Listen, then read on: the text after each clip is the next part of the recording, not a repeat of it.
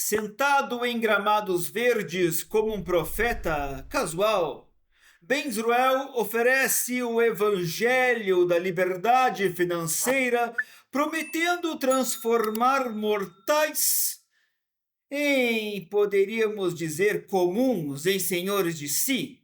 Mesmo através de números, mentorias e alquimia, eu vou te ensinar a ser rico com livros que vendem a ilusão de que o dinheiro pode comprar distâncias do sofrimento em múltiplas turmas, bandeiras e promessas de que o Brasil pode ser domado pela disciplina fiscal e pela mente afiada. Benzuel ensina a conquistar o amanhã, enquanto vive o hoje com sorrisos ensaiados em fotos em famílias, como se a riqueza fosse a vacina contra o vazio.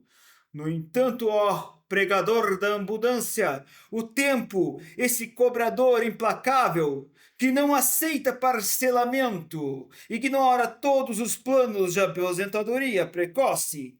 Ele desconta com juros compostos a ilusão de que o controle transforma fortunas em lembranças e legados em meros arquivos digitais. Vaidade das vaidades. Oh, homem que promete ensinar os outros a serem ricos, permanece pobre diante da única moeda, a que nunca se acumula, o tempo que escorre entre os dedos. Bem-vindo, Benzuel, em nossa programação, preparado para ser provocado? Obrigado, Pedro. Um prazer estar com você. Bem, muito bem-vindo à nossa programação. A cobiça, ela é a raiz de todos os males, você concorda? Todo, sim. Ok, mas se a cobiça pela liberdade financeira, ela é a raiz dos males ou apenas um disfarce elegante para a fuga de uma única verdade? Ok, excelente pergunta. Então vamos entender a primeira coisa. Primeira coisa, vamos entender a relação das pessoas com o dinheiro. As pessoas não entendem, tem várias coisas que precisamos entender sobre o dinheiro. A primeira coisa que tem que entender sobre o dinheiro é que o dinheiro ele não é o fim, ele é apenas o meio. E o meio para conquistar o quê? Liberdade financeira. Se você pergunta qual é a coisa mais importante que precisa conquistar, chama liberdade financeira. E liberdade financeira não se trata de dinheiro. Liberdade financeira se trata da palavra liberdade. Porque não há nada mais limitador para o ser humano do que a falta de dinheiro. A falta de dinheiro vai definir quanto tempo você vai passar com seus filhos. Falta de dinheiro vai definir quanto tempo de lazer, quanto tempo de trabalho, quanto você vai viajar ou não vai viajar, o que você vai consumir ou não vai consumir, o tipo de tratamento médico que você vai ter ou não vai ter. Então, o dinheiro, falta dele, não há nada que escravize mais o ser humano. Então, quando eu falo para vocês, você fala de cobiçar liberdade financeira, eu chamo isso de desejo ardente de liberdade financeira. E o dinheiro foi feito para te dar liberdade. Ele não foi feito para consumir, não foi feito para comprar um carro, não foi feito para comprar uma casa. Ele foi feito para te dar liberdade. Todas as outras coisas são secundárias. E as pessoas, muitas vezes, em muitas religiões, muitas filosofias, eles colocam na balança entre riqueza, espiritualidade, uma pessoa de fé, uma pessoa muito materialista. Eles colocam como um contraste. Ah, eu não posso ter uma pessoa de fé espiritual se eu estou correndo atrás de dinheiro. Não tem nada a ver, são coisas totalmente diferentes. Se completa. No judaísmo, uma das coisas, o rico, ele é abençoado. Em hebraico, só para vocês verem uma coisa interessante, que o dinheiro, a palavra dinheiro em hebraico, ela chama kesef. E kesef vem da palavra ksufim. Ksufim quer dizer desejo, mas não desejo qualquer, desejo ardente. Então, se em muitos lugares o rico é condenado, o rico não entra para o céu, no judaísmo ele entra.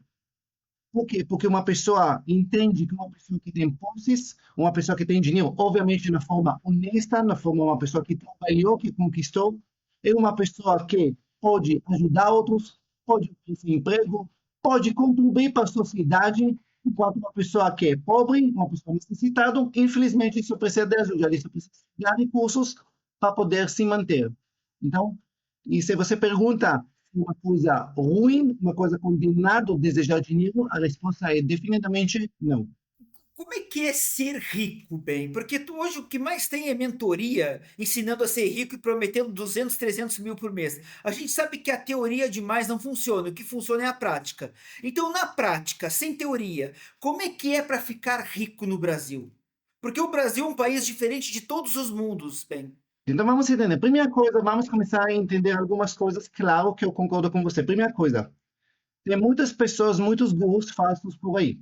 Muitos. E eu conheço eles pessoalmente porque eu dou mentoria para eles e eu participo às vezes nos mesmos eventos que eles. Então eu sempre falo, a primeira coisa, você tem que definir se a gente está falando de resultados em qualquer área. A pessoa já teve resultados antes de fingir que ele está ensinando os outros, ou ele teve os resultados vendendo conhecimento para os outros. Eu sempre falo, eu fiquei rico em 10 anos no Brasil, muito antes de ensinar qualquer pessoa. Eu escrevi um livro sobre como eu vou te ensinar a ser rico. Esse livro se tornou best-seller antes que eu tinha Instagram. Então, nunca fui, meu objetivo de vida, nunca fui ensinar finanças, nunca fui para educador financeiro.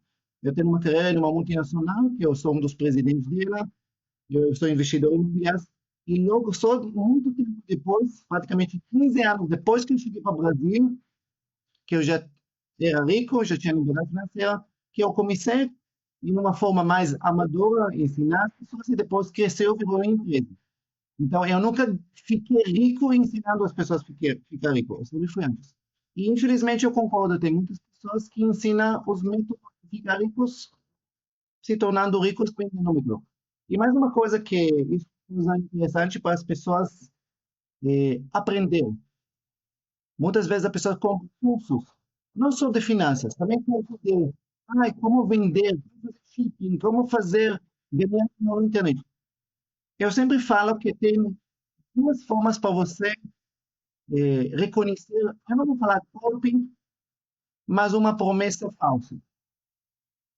A primeira coisa que, especialmente no mercado financeiro, e hoje nós tem mercado muito abundante de pessoas que vendem, por exemplo, curso de day trade, como ganhar dinheiro na bolsa, todas as coisas. Eu sempre falo que nenhum desses cursos não serve para nada. Mas por que isso, Ben? Porque na bolsa de valores, com investimentos financeiros, a pessoa até pode saber ganhar dinheiro. Também eu conheço muitas pessoas que realmente têm consistência em ganhar dinheiro no mercado. Só que no momento que você comercializa seu método já não vai funcionar. Então, é como se fosse um furo no pé. Mas como seu método não funciona, por isso que você não ganha dinheiro, você tenta vender ele para ganhar dinheiro. Infelizmente, essa é a lógica dessa parte. E essa é a primeira coisa que você pode reconhecer que isso é uma falsa promessa. A segunda coisa, se a pessoa realmente é rico, operando na bolsa, ou ele conta histórias que ganha muito dinheiro, se eu fosse ele, eu ficava o dia todo ganhando dinheiro, em vez de perder tempo provando cursos ou ensinando outras pessoas. Essa é a minha lógica bem básica sobre a respeito. Agora vamos voltar para o que eu faço, que seja claro. Eu não sei ensinar ninguém a ganhar 100 mil por mês, nem 10 mil por mês, nem 200, nem nada. Eu não ensino a ganhar dinheiro. Porque ganhar dinheiro não faz ninguém rico, que seja claro.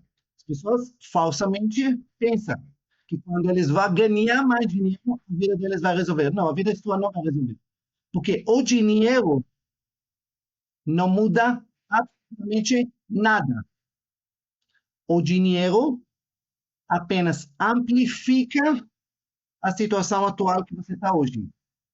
Se você é uma pessoa endividado, que não sabe organizar com finanças, ganhando mais, só vai amplificar as suas dívidas e sua desordem na sua vida. Simples.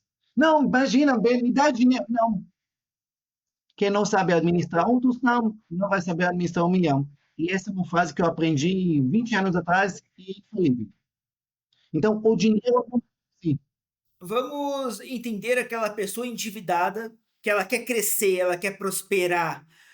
O que tu diria para essa pessoa que está totalmente endividada? Se concentra nas dívidas, outros mentores dizem faça dinheiro para depois pagar as dívidas. Qual é a prática para resolver o problema financeiro de uma pessoa totalmente endividada? Então vamos lá. Primeira coisa, o que não fazer? Focar em ganhar dinheiro, o que a maior parte dos gurus tenta vender. Você tem que pensar em prosperidade, em riqueza, desbloquear balela. Porque a vida, as despesas, as dívidas, é como estar em uma esteira que está correndo. E você está em cima dela, em pé, tentando acompanhar. Tentar ganhar dinheiro é permitir a esteira correr cada vez mais rápido e você está na esperança que você vai correr mais rápido do que ela. Em algum momento, eu garanto que você vai cair e vai... Ponto. Não existe isso. 1% das pessoas são desenrolados e conseguem ganhar muito dinheiro e mesmo que fazem todos os erros no passado, eles conseguem prosperar. Isso é uma porcentagem risória. 99,9% das pessoas, se eles não vão organizar as finanças deles, eles vão quebrar antes de ganhar dinheiro. Ponto, que seja claro. Então, se você está... Porque é incrível. Ernesto. Chega para mim pessoas endividadas que querem fazer curso de investimentos. Mas você vai fazer o que exatamente com esse curso? Você vai investir o que exatamente? Então, sim. Então, o que fazer, bem? Vamos entender. Primeira coisa, quando ensina os pilares da liberdade financeira, são 6 pilares da liberdade financeira. E eles têm que ser aplicados na ordem que eu estou falando agora.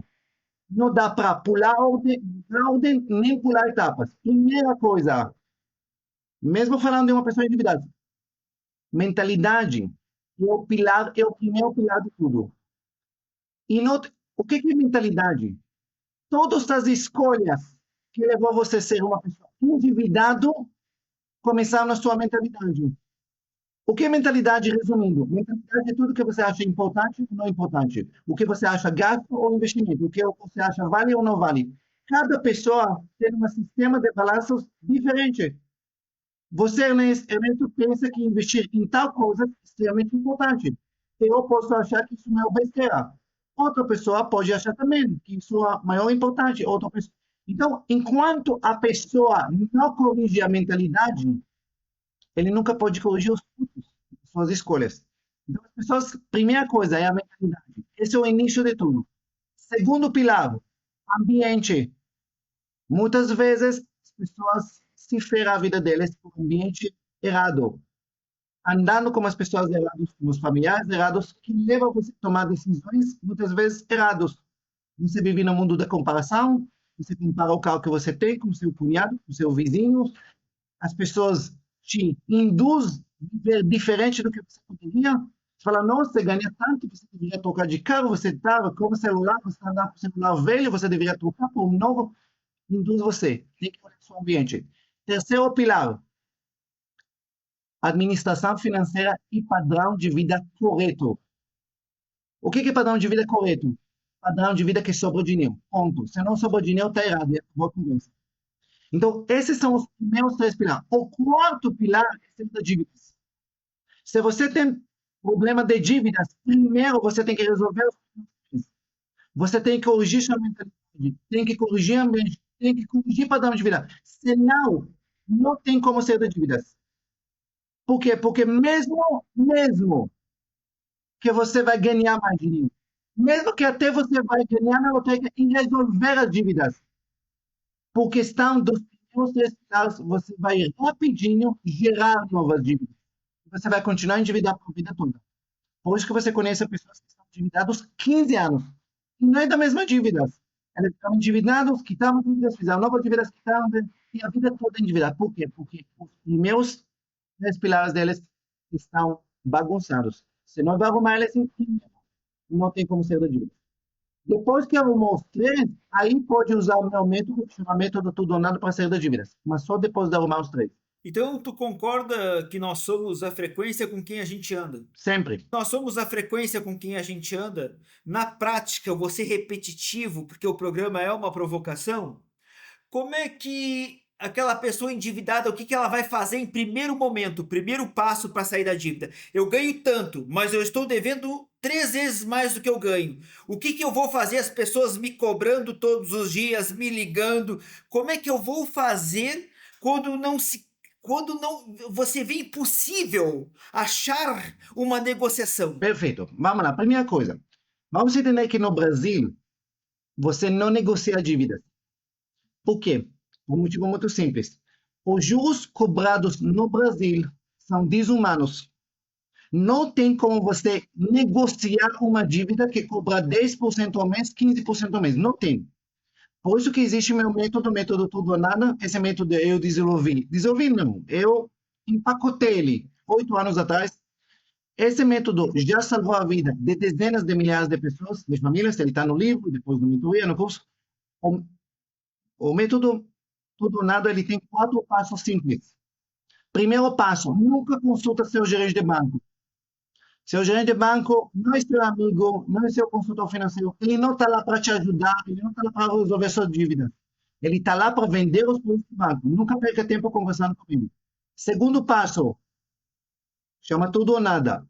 Ou você quita sua dívida integralmente, ou você não paga um tostão. Simples. Não tem terceira opção. Você tem dívida impagável no cartão de crédito, cheque especial, empréstimo que você não consegue pagar. Você só tem duas opções. Ou quitar ele integralmente, que é o certo que você deve fazer a vida toda. Mas se você não tem condições, você não paga um tostão dele. E faz o quê? Guarda dinheiro por fora. Daqui a alguns meses, vai começar a receber propostas decentes para quitar de uma única vez.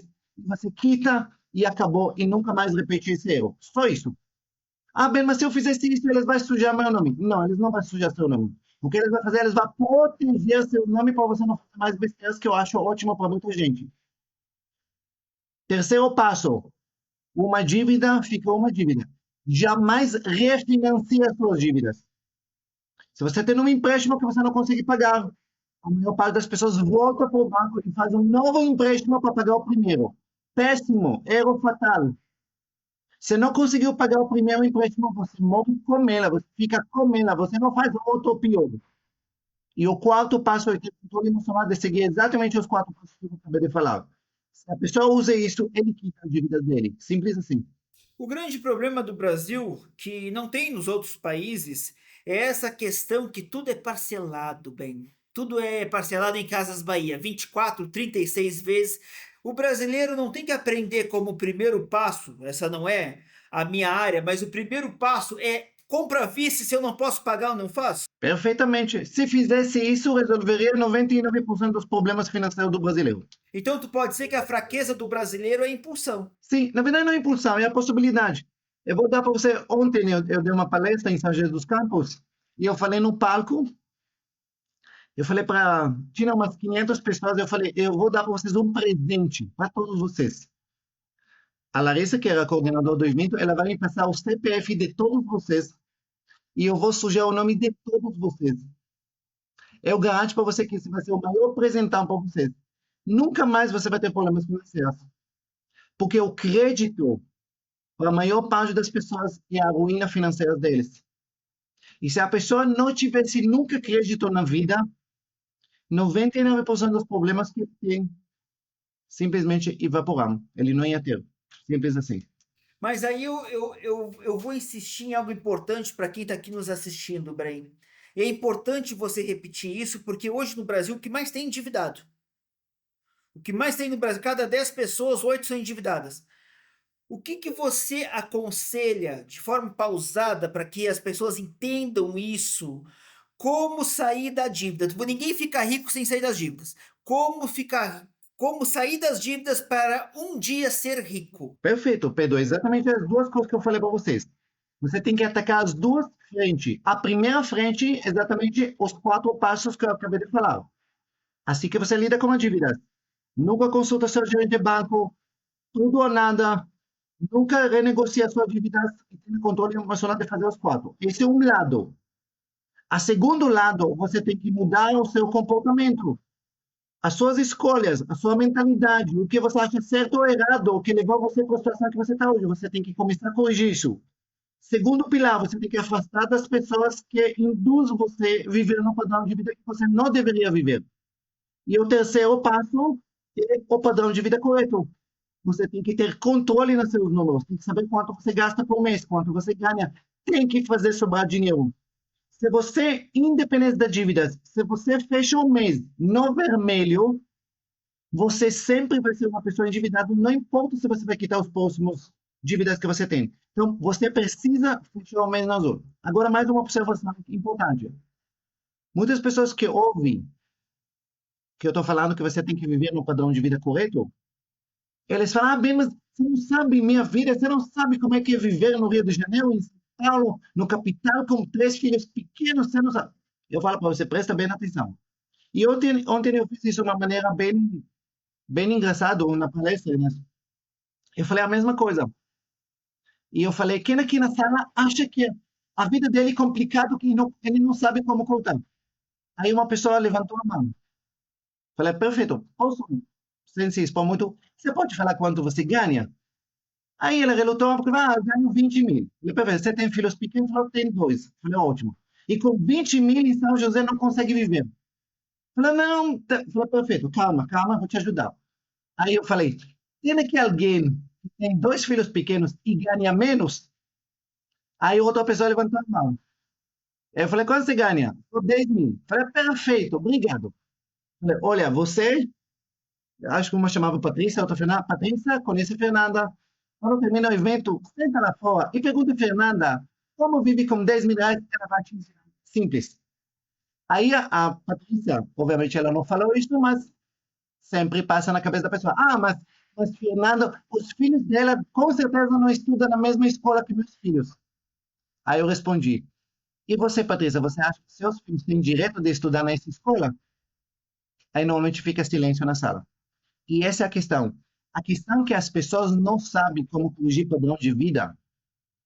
Bem, eu não consigo contar bem, eu ganho 20 mil, eu ganho 10, eu ganho, não importa quanto. Eu não consigo gastar menos, está tudo muito caro. O problema que as pessoas têm, que quando você vive você vive em um padrão de vida certo tempo, você já não consegue mais separar padrão de vida e escolha. Você acha que o padrão de vida é o jeito único e certo de você viver. Você não entende que um dia você escolheu esse padrão. E a casa que você mora, você escolheu. A escola das crianças, você escolheu. O carro que você anda, você escolheu. Isso não é uma presente da vida de Deus que você tem que viver. Não, você escolheu. E provavelmente escolheu errado. Porque se você não está conseguindo pagar as contas do mês, essa escolha, em algum momento, você se perdeu. Só que a pessoa não consegue reconhecer. Ele não consegue imaginar. Imagina, eu saindo dessa casa, eu não andando mais nesse carro, não consigo imaginar isso. É isso, esse é o problema. E se você não consegue corrigir o padrão de vida, esse padrão de vida vai arrastar você para a profundidade. Por quê? Porque as coisas que você possui, elas possuem você. A casa que você acha que você tem, na verdade, ela tem você. Para você sustentar, para você pagar a conta dela, para você fazer a manutenção dela. Ela que possui você, não é você que possui ela. Você que, na verdade, servindo ela e não ela servindo você. Então, essa parte, esse entendimento de coisas básicas que as pessoas não têm, porque eles não têm educação financeira. E se a pessoa não entende coisas básicas de como padrão de vida errado, toda a vida dele vai andar por trás. Tudo. E não importa como está indo a economia do Brasil, não importa quanto taxa de juros, altos ou baixos. Se você, sua filosofia pessoal está errada, tudo vai estar errado na sua vida. Conheço muitas etnias por esse mundo afora, você mais ainda, mas será que você nunca parou para refletir, Bren? Existem seres humanos e seres humanos, e existem seres humanos e brasileiros? Não conheço essa verdade, não. Eu conheço pessoas, só isso. E pessoas que querem mudar, mudam, só isso. Mas quando a gente fala dessa mudança, O que que eu percebo hoje no dia a dia? Tu me corrige se tu não concordar, mas muitas pessoas que querem mostrar algo que não tem, aí usam um iPhone e ficam com o iPhone aparecendo na mão para mostrar que tem dinheiro. Só que o rico, isso é uma coisa que eu aprendi com a vida e eu carrego comigo. O rico não mostra que tem. O rico esconde, o rico não gosta de mostrar. Eu vou te dar aqui o meu exemplo. Todo o meu trabalho ele é feito pelo computador, porque quando eu chego na minha casa, eu não quero ficar com dopamina. Eu quero dar atenção para os meus filhos. O meu celular é esse aqui, ó. Perfeito. Um celular de tecla. Por quê? Quem quiser me ligar, que me ligue. Mas agora eu não vou ficar na dopamina do celular. Só que isso aqui, a gente mostrar para as pessoas, é pobreza. E não é. As pessoas estão vivendo um mundo de ostentação. E depois eu conheço pessoas, bem, que têm Mercedes, mas comem arroz puro em casa. Concordo. Deixa eu falar a vocês uma frase que eu sempre falo. Ostentar é coisa de pobre. Simplesmente, nunca foi coisa de rico. Não existe rico de verdade que ostenta. Nunca. Nunca. Na verdade, é contraditório para um rico ostentar. Isso é a primeira coisa. A segunda coisa que as pessoas têm que saber, isso, as pessoas, eles impressionam com aparências. Eles impressionam com carro, eles impressionam com roupas, eles impressionam com casa, eles impressionam com, sei lá, com relógio. Eu sempre falo, presta atenção. O que olhos vê não é riqueza. O que olho vê é o que a pessoa gasta. A riqueza verdadeira ela é oculta, ela é silenciosa. Você vê o que a pessoa gastou, você não vê a conta bancária. A riqueza está nas contas, está nas empresas, está nos investimentos. Elas não estão nas roupas, elas não estão no carro. Então, quando você olha para alguém, jamais julga pelas aparências, porque eles enganam. E o verdadeiro rico jamais ostenta. O verdadeiro rico é discreto. Primeira coisa, porque sempre fala, ostentar é coisa tão medíocre, é como você andar com um prato de comida na frente de alguém passando fome e achar que você é o máximo. Olha, tem comida, você não tem, é tão ridículo. Segunda coisa, rico, verdadeiro rico, ele tem um legado dele. Cada rico tem algum legado. Meu, por exemplo, é educação financeira.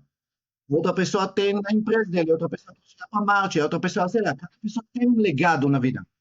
Então, as coisas fúteis do dia a dia, de mostrar, de ostentar, nunca vai conversar com um verdadeiro rico.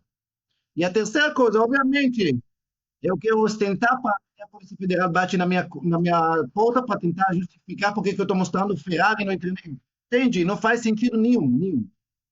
Ostentação é coisa de pobre, sempre foi, sempre será. Mas o mais preocupante que isso é ver advogados, médicos com formações até fora do país acharem que vão fazer o seu negócio crescer contratando mentores que andam de Rolex e alugam Ferrari, porque eu sei de gente que aluga Ferrari em Alphaville para dizer que tem Ferrari, mas não tem, para ficar eles ficam enganando profissionais que estudaram tantos anos. E tu me desculpa, bem, a minha opinião, tu pode discordar, mas para mim quem faz vídeo com Ferrari, com relógio Rolex não tem nada, mente que tem e os molenga acabam acreditando. Concordo, não, eu concordo com você 100%. Estamos da mesma filosofia. Concordo 100%. 100%. Como fazer essa geração enxergar um ponto cego tão fácil de enxergar, bem? Faz, não faz, sei lá, honesto, isso já é mais, sei lá, mais a ganância do ser humano, é a mentalidade toda que a pessoa adquire ao longo da vida, é a procura de curto caminho, de um caminho, entendeu? Na verdade, eu acho que isso vem da ganância para encontrar um atalho. Ai, ele tem, então eu vou encontrar um atalho, como ele vai me ensinar a ter, mas sei lá, eu não entendo, eu concordo com você. Esse tipo de enganação, tipo de comportamento, para mim, é enganação, não tem outra palavra para isso, só isso. Isso não é.